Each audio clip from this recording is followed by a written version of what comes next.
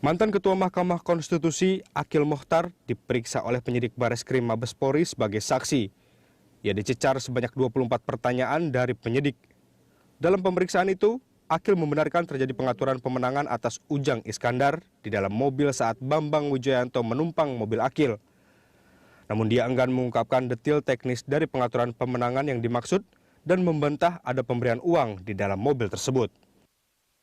Akil pernah jadi panelis hakim sidang sengketa pemilu Kada Kota Waringin Barat, Kalimantan Tengah tahun 2010 antara Sugianto Sabran dengan Ujang Iskandar di MK. Dalam sidang itu, Bambang Wijoyanto merupakan kuasa hukum Ujang dan Akil memenangkan kubu Ujang.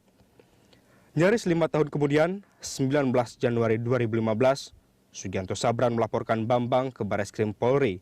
Ia menuding Bambang menyuruh para saksi di sidang MK 2010 silam untuk memberikan keterangan palsu. Sampai kapan Akil akan diperiksa Bareskrim sebagai saksi atas kasus dugaan saksi palsu dalam persidangan Pilkada Kota Waringin Barat, Kalimantan Tengah? Lalu bagaimana tangkapan tim kuasa hukum Bambang Wijoyanto?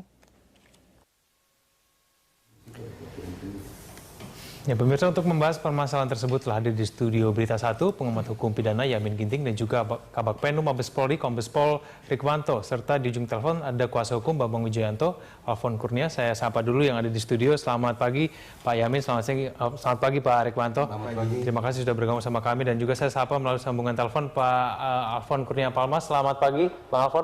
Selamat pagi Mas Pak Rikwanto dan Mas Yamin Ginting. Baik, suaranya belum terdengar di studio, tapi saya akan tanya dulu ke Pak Rikwanto. Pak Rikwanto, sebetulnya peran dari Akil Mokhtar ini seperti apa sih sampai perlu dipanggil ke Mabes Polri? Memang kasus yang dilaporkan itu berkaitan dengan yang terjadi tahun 2010 ya. Ada sengketa pilkada di situ sama Ujang Iskandar ya. Nah di situ Pak Akil termasuk yang ada kaitannya dengan kejadian tersebut. Artinya Pak Akil itu yang memimpin panel. Ya. Apa Pak Akil mengakui, Pak Rikwanto, bahwa dia terlibat dalam pengaturan saksi atau mungkin pengaturan hasil? Apakah itu yang disampaikan? Ya mohon maaf, mungkin materi nggak full saya sampaikan di sini ya. Tapi Pak Akil kan sudah didorsop oleh media itu. Memang ada pertemuan dengan BW ya, di mobil pada saat akan bersamaan pulang itu. Pak Akil juga menyatakan di media itu ada permintaan dan akan dibantu memang. Baik, saya ke Bang Alfon. Bang Alfon, Pak Akil ke depan wartawan menyatakan iya betul memang ada pertemuan. Apakah ini kemudian semakin menguatkan dugaan bahwa sebetulnya hasil sidang MK kemarin itu memang ada pengaturan begitu, Bang Alfon? Ya, kalau saya melihat bahwa Pak Rikwanto tidak bisa juga, saya katakan tadi tidak masuk ke perkara itu juga tidak masuk pokok perkara menurut saya gitu kan. Dia mengatakan bahwa ada pertemuan. Nah, kalau misal seperti itu sebenarnya ada beberapa pertanyaan juga terkait dengan itu. Apakah memang pertemuan tersebut ada relevansinya dengan pasal yang diduga dituduhkan kepada BW dengan pasal 242 ayat 1 dan junto pasal 55 ayat 1 itu. Nah, ini menjadi sebuah pertanyaan gitu kan. Karena yang di situ kan lebih kepada persoalan ada dugaan untuk keterangan palsu dan kemudian di situ ikut serta dalam itu.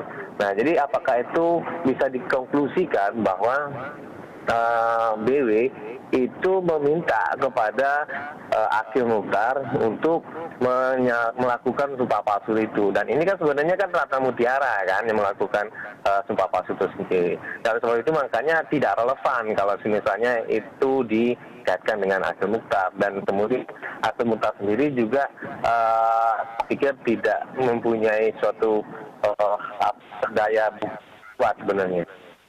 Tapi Bang Alfon, saya ingin tanya dulu, apakah BW juga mengakui bahwa ia memang menumpang mobil gitu, satu mobil dengan Pak Akil menuju satu tempat begitu? Yang saya ketahui, saya belum tahu sebenarnya kalau terkait dengan itu. Oke, baik. Saya ke Pak Yamin. Pak Yamin, kalau menurut Bang Alfon tadi dinyatakan sebetulnya tidak relevan ini kalau Akil Mokhtar dalam kasus ini. Menurut Anda seperti apa nih kasus ini ke depan kalau kita kaitkan dengan Akil Mokhtar? Ya, kita harus melihat konteksnya seorang hakim Mahkamah Konstitusi bertemu dengan pengacara yang ada kaitannya dengan kasus yang sedang ditanganinya. Ini juga sudah melanggar kode etik karena hakim tersebut tidak boleh bertemu dengan satu pengacara dengan kasus yang sedang ditanganinya. Minimum dia harus bertemu dengan pihak kedua belah pihak begitu kalau sedang berperkara. Apalagi kalau masuk ke dalam mobil pribadi. Nah, ini juga sudah kalau kebenaran fakta ini memang benar adanya, ini hakimnya yang justru dipertanyakan kenapa dia sampai bisa bertemu dengan seorang pengacara yang kasusnya sedang dia tangani begitu. Nah, meskipun hanya perjalanan pulang semobil begitu? Nggak boleh.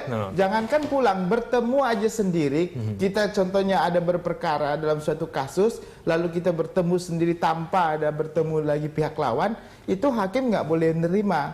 Karena objektivitas dari dia itu jadi terganggu. Kita kan tidak tahu artinya hakim harus memegang teguh kode etik, independensi, tidak boleh memihak. Nah, itu yang harus dihormati bagi seorang akil. Tapi kita tahu akil ini kan sudah terkena kasus tindak pidana korupsi yang sedang ditangani oleh KPK seperti itu.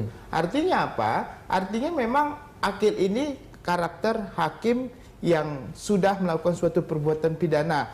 Jadi kemungkinan besar saya kira bisa jadi aja pembicaraan yang lebih lanjut tentang perkara yang sedang ditangani seperti itu. Tapi tadi Bang Alfon bilang kan, apa ada kaitan nggak dengan kasus yang sedang disidik oleh Kabareskrim gitu tentang kasus BW ini? Kalau memang ada kaitan pembicaraan tersebut, tentu ada relevansinya. Tapi kalau nggak ada kaitan, tentu akil tidak keterangannya sebagai saksi di Kabareskrim tidak mempunyai nilai karena tidak ada kaitan dengan kasus yang sedang diselidiki atau yang sedang diperiksa di Kabareskrim. Tapi kalau mempunyai kaitan, akil bisa menjadi saksi yang menguatkan untuk bisa menetapkan atau menindaklanjutin kasus ini selanjutnya. Tapi ada undang-undang yang menyatakan secara jelas begitu pengacara tidak boleh bertemu dengan hakim apapun urusannya, begitu ada undang-undang yang kode etik hakim seperti itu, Pak. Ya, jadi kode etik hakim tidak boleh bertemu dengan pengacara atau pihak yang sedang berperkara dalam yang sedang dia tangani itu, apalagi hakim Mahkamah Konstitusi. Baik. Sebelum saya kembali ke Pak Rikmanto, saya kembali kepada Bang Alfon. Bang Alfon, meskipun mungkin BW belum merinci secara jelas apakah memang terjadi pertemuan, tapi kemudian ini sudah diduga ini jangan-jangan ada pelanggaran kode etik. Bagaimana ini, Bang Alfon? Ya, itu kepada hakimnya, bukan kepada BW-nya. Itu harus diperjelas dulu gitu kan, agar ini bukan masuk pada wilayah pidana. Nah, ini kan sebenarnya kan bercampur baur ya antara etik, pidana dan seterusnya. Misalnya contohnya ketika Mas BW itu kan menjalankan fungsi advokat ya. Nah, itu kan sebenarnya kan harus ditarik dulu bahwa ini ada prosesi yang harus dilakukan terlebih dahulu. Nah, ini kan nggak langsung sama pidana. Nah, sebab itu makanya ini memang harus dilakukan terlebih dahulu, diperiksa terlebih dahulu oleh Komisi Profesi setelah Pradis. Telah dilaporkan oleh BW kemarin dan bertemu dengan Otto, dan Otto juga sudah mengatakan bahwa ini adalah wilayah dari organisasi profesi.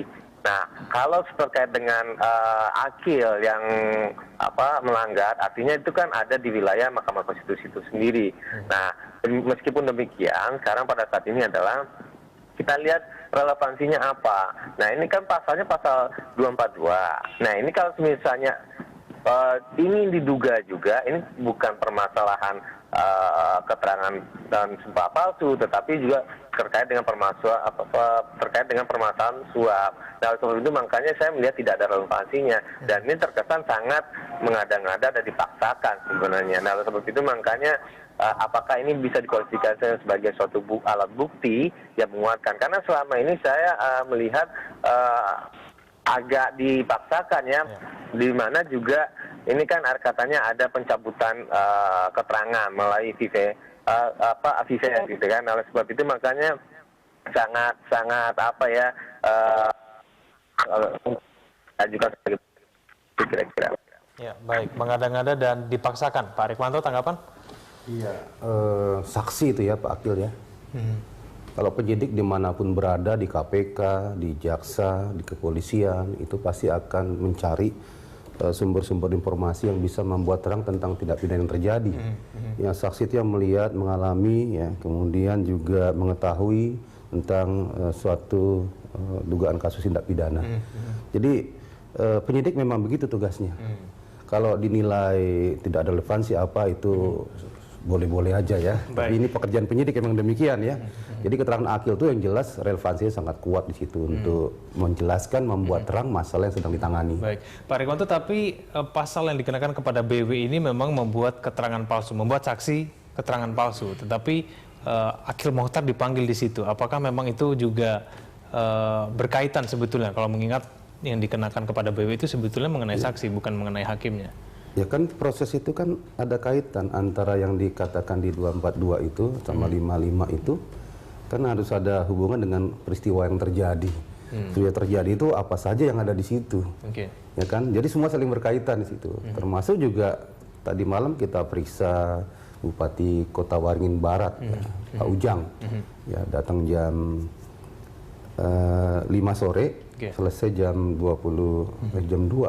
malam tadi malam itu selesai ya.